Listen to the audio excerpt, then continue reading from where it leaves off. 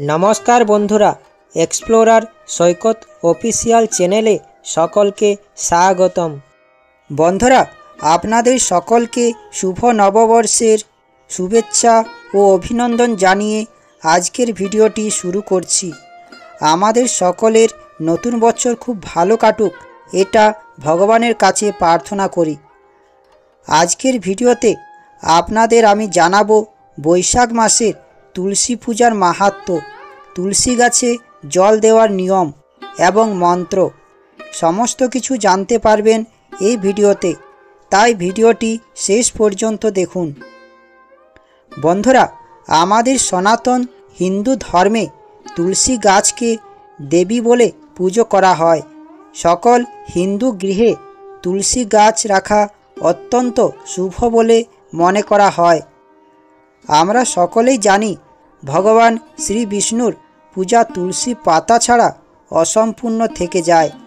বলা হয় যে ভগবান শ্রী বিষ্ণু সমস্ত কিছুর উপকরণ দিয়ে পূজা করলে যত বেশি খুশি হন, তার থেকে বেশি খুশি হন তুলসী পাতা দিয়ে পুজো করলে। সেই জন্য তুলসী পাতার গুরুত্ব অপরিসীম। তুলসী গাছে প্রতিদিন জল দিলে ভগবান শ্রী বিষ্ণু ও মাতা তুলসীর আশীর্বাদ লাভ করা যায়। শাস্ত্রীয় মতে বৈশাখ মাসে ও কার্তিক মাসে তুলসী পূজা করলে সকল মনস্কামনা পূরণ হয়। এই দুই মাসের গুরুত্ব অপরিসীম।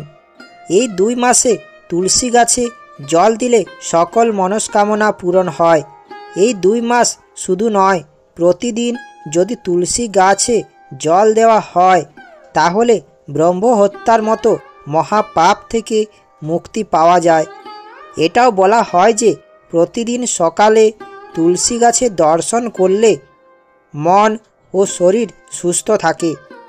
তুলসী গাছে জল দেওয়ার আগে সূর্যদেবের উদ্দেশ্যে জল নিবেদন করতে হয়, তারপর তুলসী গাছে জল নিবেদন করতে হয়। আমরা সকলেই জানি বৈশাখ মাসে তুলসী গাছে জল নিবেদন ও পূজা করার বিশেষ মাহাত্ম্য রয়েছে।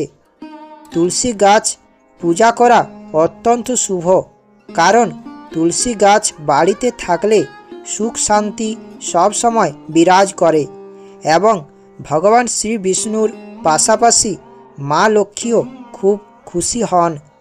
সবার প্রথমে আপনাদের বলবো তুলসীকে প্রদক্ষিণ করে জল দেওয়ার নিয়ম। তুলসী গাছ কখনো স্নান না করে হাত দেওয়া উচিত নয়। স্নান করে ব্রহ্ম মুহূর্তে তুলসী পাতা তুলতে হয়। এছাড়াও সূর্যাস্তের পর তুলসী পাতা ও তুলসী গাছে হাত দেওয়া উচিত নয়। এছাড়াও একাদশী, পূর্ণিমা ও অমাবস্যা তিথিতে তুলসী পাতা তোলা ও তুলসী গাছে হাত দেওয়া উচিত নয়। এবার আপনাদের জানাবো পুজো পদ্ধতি।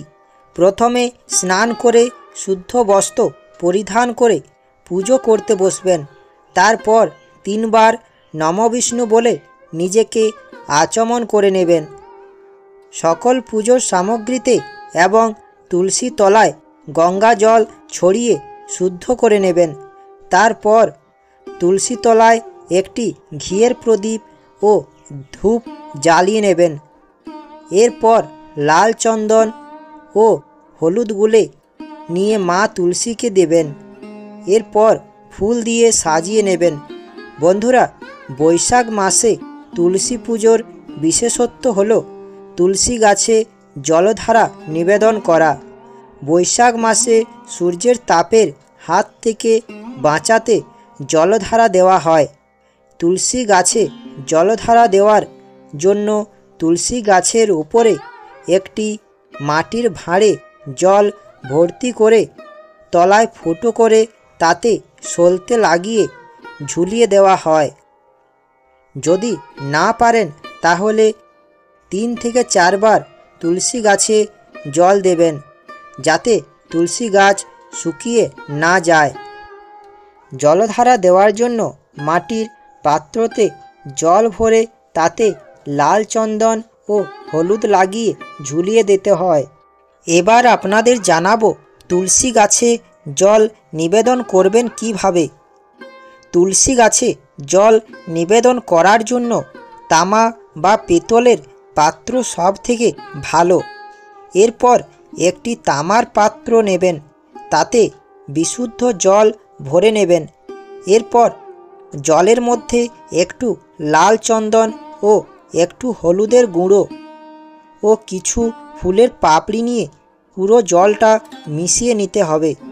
তুলসী গাছে জল দিলে প্রদক্ষিণ করে জল দিতে হয়।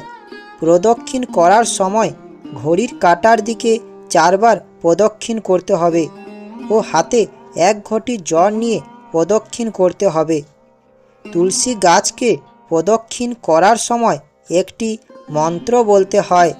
মন্ত্রটি হলো জানি কানি চ পাপানি ব্রহ্ম হত্যাদি কানি চ তানি তানি প্রণশঙ্ক্তি পদক্ষিণ পদে পদে। কথিত আছে তুলসী গাছকে প্রদক্ষিণ করলে ব্যক্তির সমস্ত পাপ থেকে মুক্তি পায়। এছাড়াও ব্রহ্মহত্যা পাপ থেকেও মুক্তি পায়। বন্ধুরা, যাদের বাড়িতে তুলসী গাছকে প্রদক্ষিণ করার মতো জায়গা নেই, তারা এমনিও জল দিতে পারো। তুলসী গাছে জল নিবেদন করার একটি মন্ত্র আছে। মন্ত্রটি হলো ওম গোবিন্দ বল্লভাং দেবীং ভক্ত চৈতন্যকারিণী স্নাপয়ামি জগদ্ধাত্রীং বিষ্ণু ভক্তি প্রদায়িনী। জয় মা তুলসী, জয় মা তুলসী, জয় মা তুলসী। বন্ধুরা, তুলসী গাছে জল দেওয়ার জন্য একটি সহজ মন্ত্র রয়েছে। মন্ত্রটি জল দেওয়ার সময় মনে মনে বলুন, তুলসী তুলসী বৃন্দাবন, তুলসী তুমি নারায়ণ, তোমার মাথায় ঢালি জল, অন্তিমকালে দিও স্থল। বন্ধুরা, তুলসী গাছে জল নিবেদন ছাড়াও আরও একটি জিনিস নিবেদন করতে হয়, যা করলে আমাদের জীবনে উন্নতি ঘটে ও ব্যবসার উন্নতি হয়। তা হলো কাঁচা দুধ। প্রতি শুক্রবার তুলসী গাছে কাঁচা দুধ নিবেদন করা খুবই শুভ বলে মনে করা হয়।